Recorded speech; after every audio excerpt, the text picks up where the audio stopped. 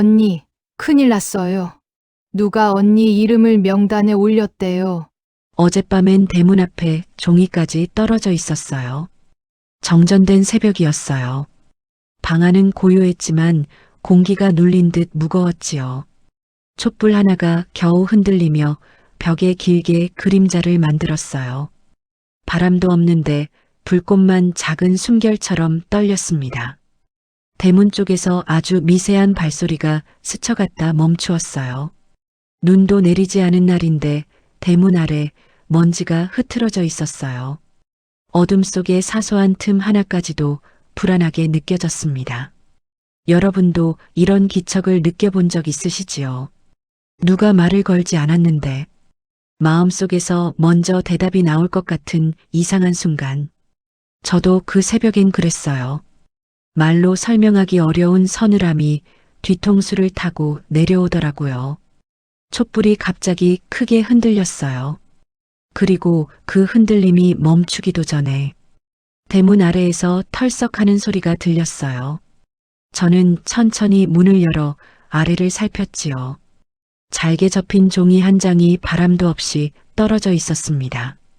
손에 들어 올리자마자 촛불이 또 한 번 크게 흔들렸어요. 종이는 장마당에서 흔히 쓰는 싼 종이인데 글씨는 단 세 줄이었어요. 언니 말 조심하시오. 집 조심하시오. 그리고 마지막 한 줄, 종이 끝이 찢어진 자리에 쓰인 글씨. 누가 언니 이름을 올렸소. 순간 손끝이 얼음처럼 차가워졌어요. 무엇을 올렸다는 걸까요? 왜 내 이름을?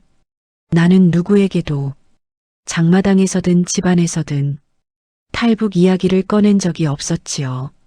근데 이 글씨는 내가 뭔가를 준비하고 있다는 듯 적혀 있었어요. 마음이 쿵 하고 내려앉았습니다. 말 한마디도 나오지 않았어요. 별일 아니라며 스스로를 다독였지만 손끝은 가만히 떨렸어요. 방 안은 점점 더 어두워졌고 촛불은 이유 없이 길게 흔들렸습니다. 대문 틈으로 들어온 차가운 바람이 방바닥의 먼지를 한 줄 흔들었어요. 누가 다녀간 흔적 같았지요. 이야기 시작 전에 한 말씀 드립니다. 이 이야기는 실화를 바탕으로 하지 않은 창작 드라마입니다. 시작 전에 구독을 눌러주시면 큰 힘이 됩니다. 저는 두만강과 가까운 골목에서 마른 국수 재료랑 양념을 팔며 살아온 64입니다. 남편은 오래전에 떠났고 아들은 군 공장에서 일해 자주 오지 못해요. 쓸쓸한 날이 많지만 장마당 사람들과 어울리며 그럭저럭 평범하게 살아왔어요. 큰 잘못도 큰 욕심도 없이 그저 하루 벌어 하루 사는 인생이었지요. 그런데 그 새벽 대문 앞에서 주워든 쪽지 한 장이 제가 지켜온 평온한 일상을 조용히 뒤흔들기 시작했어요. 그리고 그날 밤 이후 누가 나를 대신해 어둠 속을 걸어가는 느낌이 들었어요. 장마당에 나간 아침부터 공기가 묘하게 갈라져 있었어요. 사람들 목소리는 평소처럼 떠들썩했지만 말끝이 하나같이 가벼운 듯 무거워 보였지요. 저는 장사 상자를 펼치며 주변을 천천히 훑었어요. 양념 봉지를 정리하는데 모퉁이에서 누군가 제 쪽을 오래 바라보고 있더군요. 낯선 얼굴은 아니었지만 그 눈빛에 설명하기 어려운 미세한 기척이 있었어요. 마치 뭔가를 확인하러 나온 사람처럼 느껴졌습니다. 순실이가 그때 다가왔어요. 언니, 오늘 장마당 분위기 좀 이상해요. 그 말투가 가볍지 않았어요. 평소 같으면 소문 이야기를 먼저 꺼낼 텐데 그날은 말끝을 흐리더라고요. 저는 모르는 척했지만 속으로는 촛불이 흔들릴 때처럼 마음이 닿는 데마다 떨렸어요. 점심 무렵에 인민반장이 장마당을 지나갔습니다. 늘 사람들 사이를 느릿하게 걸어다니던 사람이었는데 그날은 눈을 거의 들지 않더군요. 그저 주변을 흘깃흘깃 훑는 느낌이었어요. 저는 그 시선이 스치는 순간 숨을 아주 짧게 들이켰어요. 여러분도 아실 겁니다. 사람이 나를 보지 않는 것 같은데 분명 나만 묘하게 걸리는 시선 말입니다. 장사가 끝나갈 무렵 한 사내가 제 앞에서 멈춰 섰어요. 아직 젊지도 않은데 그 눈빛이 오래 먼 길을 걸은 것처럼 탁해 보였어요. 말을 걸 생각도 없이 제 손과 상자 쪽을 번갈아 보더군요. 필요한 거 있으셨어요? 제가 먼저 말을 꺼냈습니다. 사내는 짧게 웃고 사라졌어요. 그 뒷모습이 가볍지 않았습니다. 그 발소리가 멀어질 때까지 저는 손에 든 비닐봉지를 내려놓지 못했어요. 해가 조금 기울 무렵 장마당 구석에서 사람들이 웅성거렸어요. 명단이 또 돌았대. 탈북 브로커가 누굴 적었다더라. 이런 소리들이 바람에 섞여 흘러나왔어요. 그 말들이 귓가를 스치는 순간 아침에 집 문틈에서 봤던 쪽지 글씨가 떠올랐어요. 들켰다. 조심. 저는 탈북 이야기를 누구에게도 한 적 없습니다. 그저 가끔 마음속으로만 강 건너 불빛을 바라보던 정도였지요. 그래서 그 세 글자를 보고도 누구의 장난이라고 스스로를 타일렀습니다. 그런데 장마당에서의 눈빛들과 낯선 사내의 기척이 이어붙기 시작했어요. 마치 누군가가 나를 어딘가에 슬쩍 이름만 적어 놓은 것 같았어요. 집으로 돌아가는 길, 골목은 평소보다 조용했어요. 바람이 지나가는 소리만 문턱을 아주 낮게 쓸고 지나갔습니다. 아이들 뛰는 소리도 없었지요. 문을 열었을 때 방안 공기가 차갑게 가라앉아 있었어요. 아침에 나올 때보다 더 어두웠고 나는 낯선 냄새가 아주 약하게 배어 있는 걸 느꼈어요. 누군가 문 근처까지 왔다 간 흔적이었어요. 책장에 먼지결이 조금 흐트러져 있었어요. 손바닥으로 살짝 쓸었다가 제 손에 닿지 않은 방향으로 책이 아주 약하게 밀려 있었지요. 그건 우연한 어지러움이 아니었어요. 누군가 숨쉬고 지나간 자국이었습니다. 저는 그 자리에 한동안 멈춰 서 있었어요. 촛불을 켜야 할까 말까 갈등하다가 어둠 속에서 귀를 먼저 기울였어요. 그날 밤 밖에서 발자국이 한번 멈추었다. 천천히 사라지는 소리가 들렸어요. 잠깐의 정적이 집 안까지 스며들었지요. 숨결이 얇아질 정도로 고요했습니다. 그때 저는 알았어요. 이건 단순한 기척이 아니라 누군가 내 이름을 어딘가에 적어 넣은 뒤 벌어진 일이라는 걸요. 그날부터 누가 나를 지켜보는 느낌이 들었어요. 장마당은 다음날 더 이상한 공기를 머금고 있었어요. 사람들 얼굴은 익숙했는데 눈빛만 미세하게 굳어 있었지요. 저는 그 시선들이 제 어깨를 스치기만 해도 심장이 빗돌게 뛰는 느낌이 들었어요. 자리를 펴고 있는데 인민반장이 장마당 입구에 서 있더군요.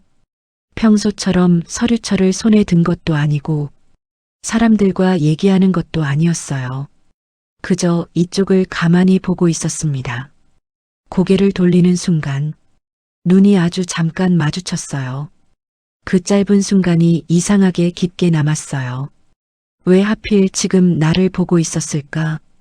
그 생각이 송곳처럼 박혔어요. 여러분도 그런 적 있으시지요? 설명은 안 되는데 딱 한 번의 시선 때문에 온몸이 얼어붙는 순간 말입니다. 점심 무렵 장마당 구석에서 또 웅성거림이 들렸어요. 어젯밤에도 단속 떴대. 이번엔 명단을 들고 다닌다더라.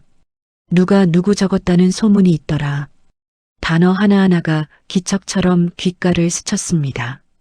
저는 아무렇지 않은 척 고춧가루 봉지를 묶고 있었어요. 그런데 바로 옆에서 순실이가 말했어요. 언니, 혹시 누구한테 뭐 들킨 거 없어요? 뭐가? 요즘 동네가 좀 이상해요. 특히 언니 쪽에 말들이 돌아요. 순실이는 더 설명하지 않았어요. 그 침묵이 오히려 더 많은 걸 말해줬습니다. 저는 그 자리에 서 있는데 등줄기가 식는 느낌이 들었어요. 누가 나에 대해 뭔가를 알고 있다는 식의 말들이 이미 퍼지고 있다는 뜻이었어요. 오후가 되자 어제 보았던 그 사내가 다시 나타났어요. 이번에는 제 자리를 스쳐 지나가며 제 손에 있는 장부 쪽을 유심히 보더군요. 팔을 스치고 가는 순간 이상하게 손끝이 저려왔어요. 말도 안 걸고 물건도 안 보고 그저 지나가는 척만 했어요. 하지만 그 발소리가 멀어질 때까지 저는 몸을 굳힌 채 서 있었습니다. 도무지 평범한 발걸음이 아니었어요. 확인하고 떠나는 사람의 걸음이었어요. 해질 무렵 인민반장이 저를 조용히 불렀어요. 오늘 저녁에 잠깐 뵙자요. 표정은 평소보다 더 굳어 있었어요. 말투는 차분했지만 말끝이 딱딱하게 걸렸어요. 저는 그 말만 듣고도 등이 서늘해졌어요. 인민반장이 먼저 찾는 일은 거의 없어요. 특히 조용한 사람에게는 더더욱요. 집으로 돌아가는 길, 골목이 이상하게 조용했어요. 문턱을 스치는 바람만 한 번씩 얇게 울리고 있었어요. 어제처럼 문 앞에 서 있는 흔적은 없었지만 발자국 소리만큼 선명한 낯선 기척이 남아 있었어요. 저녁이 되자 골목 어둠이 빠르게 내려앉았어요. 나는 찬 기운 속에서 문틈을 한 번 더 살폈습니다. 손잡이가 아주 미세하게 흔들린 흔적이 있었어요. 아마 낮에 누가 왔다 간 모양이었어요. 여러분이라면 어떻게 느끼셨겠습니까? 설명은 안 되는데 문턱에 스친 흔적 하나만으로 머리부터 발끝까지 차가워지는 순간 말입니다. 그때 인민반장이 왔어요. 문 앞에서 낮은 목소리로 말했습니다. 동네에 낯선 이들이 돌아다녀서 몇 집을 확인하라는 지시가 있었습니다. 왜 제 집을요? 저도 모르게 튀어나온 말이었습니다. 인민반장은 잠시 뜸을 들이다 말했어요. 명단에 언니 이름이 있다고 하더군요. 그 말이 떨어지는 순간 숨이 바짝 막혔습니다. 누가, 왜, 언제 내 이름을 거기 적었을까요? 인민반장은 더 말하지 않고 조용히 돌아갔어요. 그 뒷모습이 골목 어둠 속에서 묘하게 흔들리고 있었어요. 그날 밤 저는 촛불을 켜지 않았어요. 어둠 속에서 귀를 열고 한참을 그대로 앉아 있었습니다. 그리고 어느 순간 아주 낮은 발걸음이 문 앞에서 한번 멈추었다. 천천히 사라지는 소리가 들렸어요. 저는 그때 확신했습니다. 이건 단순한 소문이 아니었어요. 누군가 정말로 나를 찾고 있었습니다. 그날 이후로 집안의 공기가 달라졌어요. 예전에는 조용하면 편안했는데 요즘의 조용함은 바람이 아닌 기척을 품고 있었습니다. 잠깐 걸음을 멈춰도 방 한쪽에서 누가 숨을 고르는 듯한 느낌이 들었어요. 정전이 길게 이어지던 밤이었어요. 바깥 골목은 힘없이 꺼진 검은색 천처럼 가라앉아 있었고 어디선가 얼음 조각 부딪는 듯한 겨울 바람 소리가 흘렀어요. 저는 촛불도 켜지 않은 채 방 한가운데서 숨소리를 최대한 줄였어요.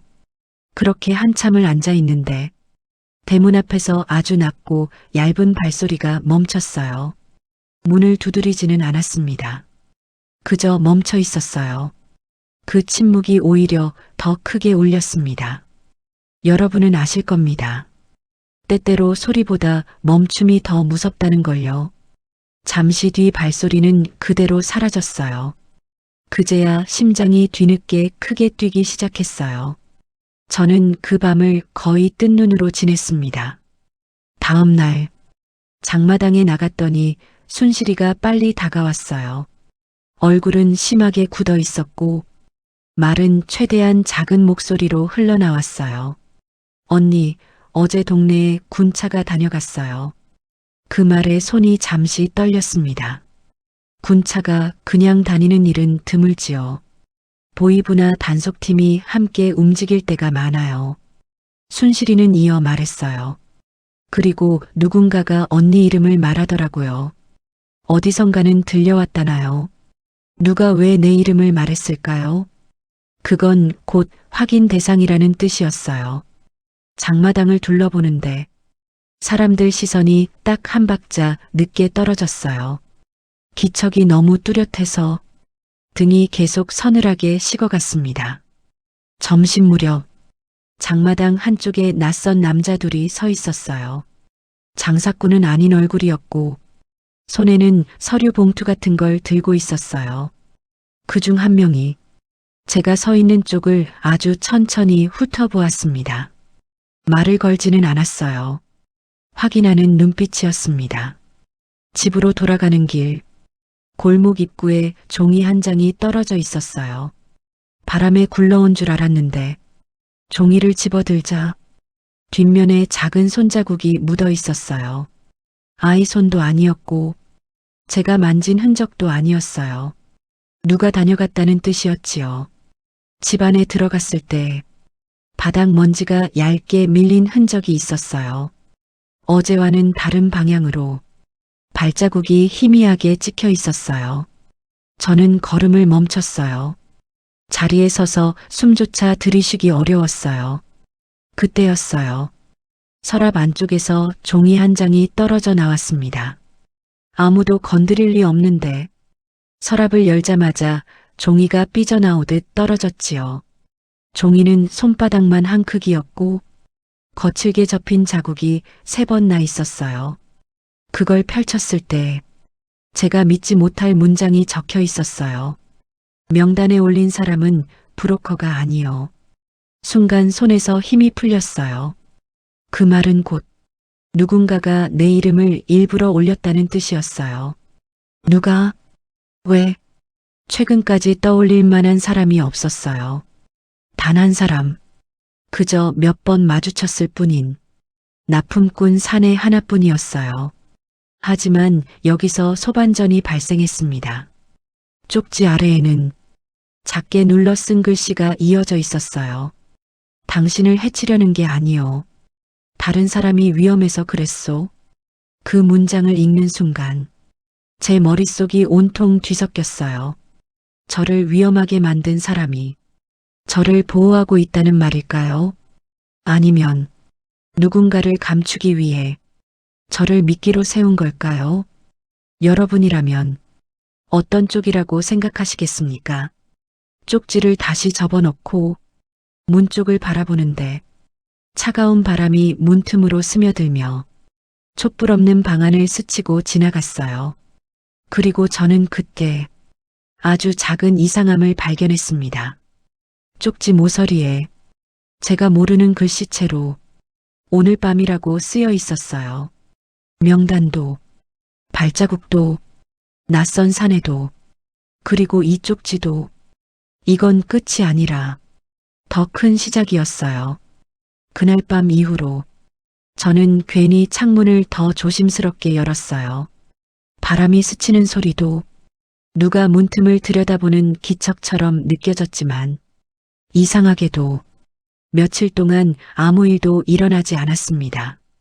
그 조용함이 처음엔 더 무섭더군요. 하지만 시간이 조금 흐르자 그 고요가 오히려 숨 돌릴 틈을 주었어요. 머릿속이 복잡하게 뒤엉켜 있던 생각이 차츰 가라앉기 시작했습니다.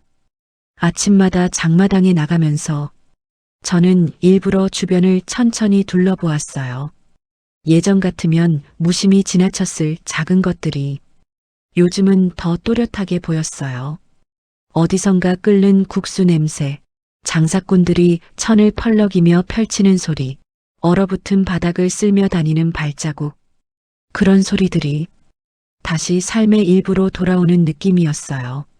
장마당 한가운데 자리를 펴는데 순실이가 조용히 다가와 말했어요. 언니 요 며칠은 아무 소문도 없었어요. 그 집 앞에 서성이던 사람들도 안 보이고요. 그 말에 마음이 조금 풀렸습니다. 괜히 숨을 길게 내쉬게 되더군요. 여러분도 아시지요? 큰일을 겪고 나면 아무 일 없는 평범한 날이 얼마나 고마운지요. 저는 장사하는 손길을 조금씩 늦추고 며칠간 쌓인 물건들을 정리했어요. 한참을 뒤적이던 중 낡은 공책이 눈에 들어왔어요. 예전에 아들이 쓰던 작은 학습장 같은 공책이었어요. 그걸 펼치자 가벼운 먼지가 손등에 떨어졌는데 그 촉감이 이상하게 따뜻하게 느껴졌어요.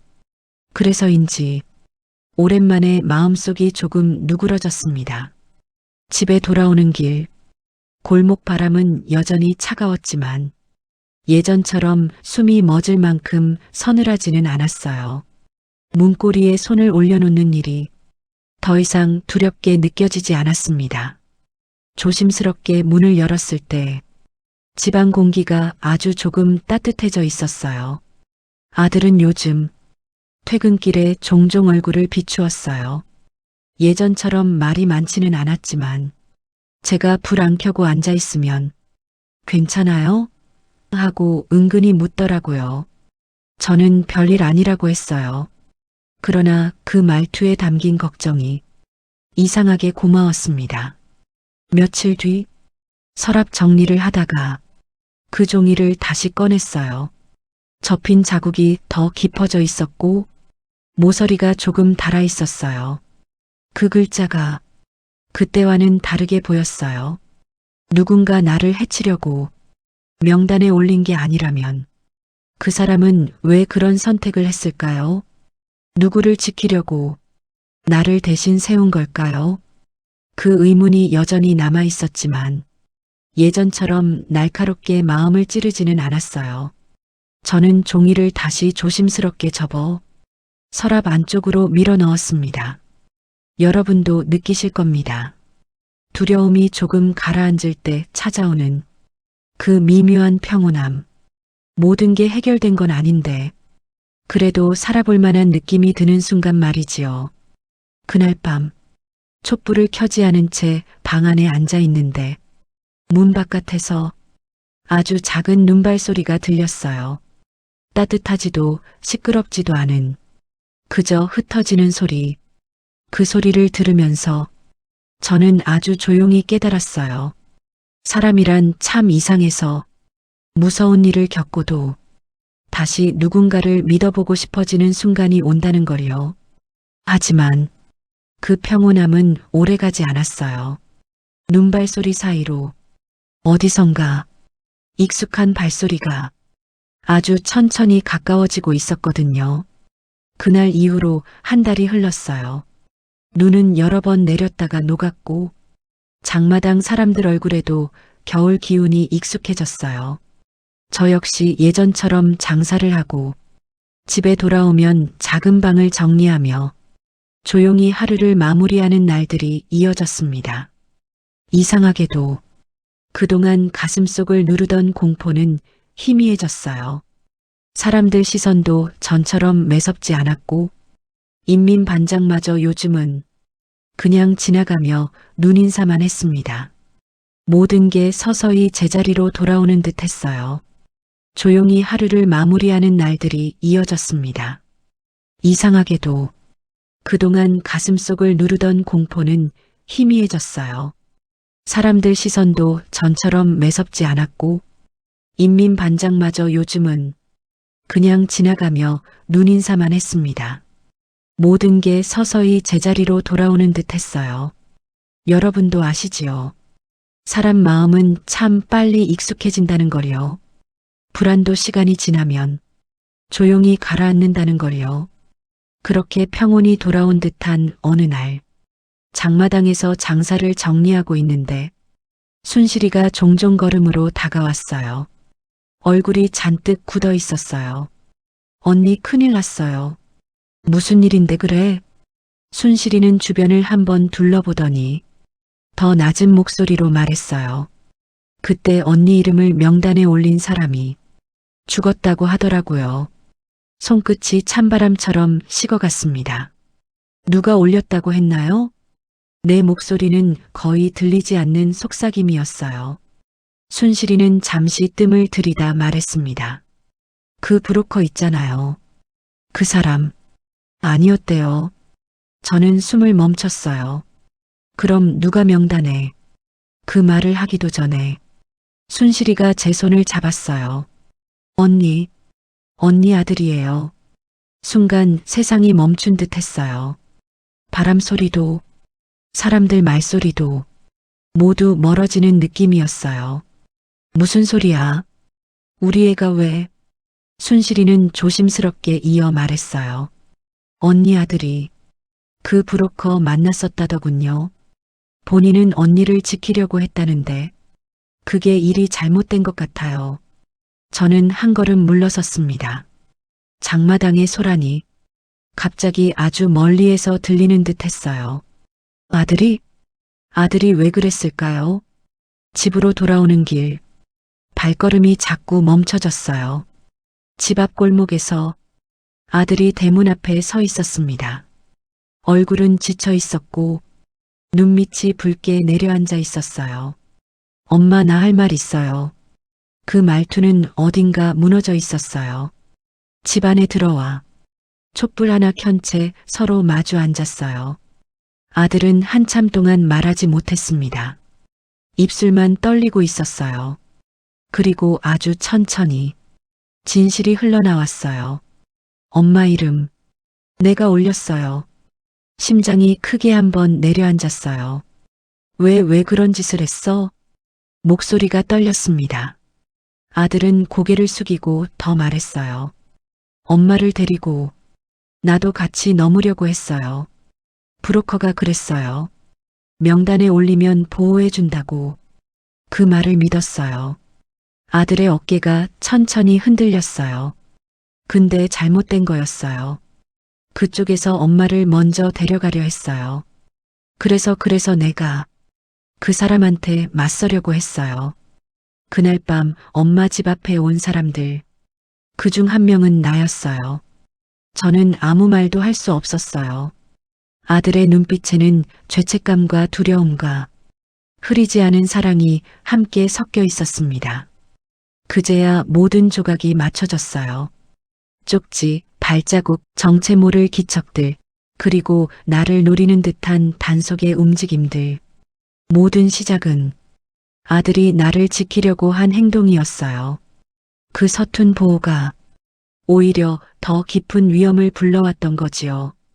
저는 눈을 감고 아들의 손등을 조용히 감쌌어요. 다 지나갔어. 다 끝났어. 그 말 속에는 원망과 안도와 슬픔이 함께 숨어 있었어요. 그날 밤 창밖에서 눈발이 조용히 흩어졌습니다. 차갑지만 날카롭지 않은 공기였어요. 촛불을 끄고 어둠 속에 앉아 있는데 문틈으로 흘러들던 바람이 예전과는 다르게 느껴졌어요. 아무도 서성이지 않는 골목은 이상하게 따뜻해 보였습니다. 그리고 저는 그 겨울밤의 정적 속에서 처음으로 조용한 평안을 느꼈어요. 삶에서 배울 것들, 누군가를 지키려는 마음이 때로는 더 큰 위험을 부를 수 있다는 것, 진실을 말하지 못할 때 오해와 두려움이 쌓인다는 것, 사랑은 완벽하지 않아도 진심일 수 있다는 것, 평범한 일상이 얼마나 소중한지 잃어봐야 안다는 것, 끝까지 믿고 기다리는 마음이 결국 답을 찾게 한다는 것. 창밖에는 여전히 눈이 내리고 있었어요. 골목은 고요했고 촛불은 더 이상 흔들리지 않았습니다. 이 이야기가 공감되셨다면 구독과 좋아요 부탁드립니다. 여러분의 응원이 더 많은 이야기를 만드는 힘이 됩니다.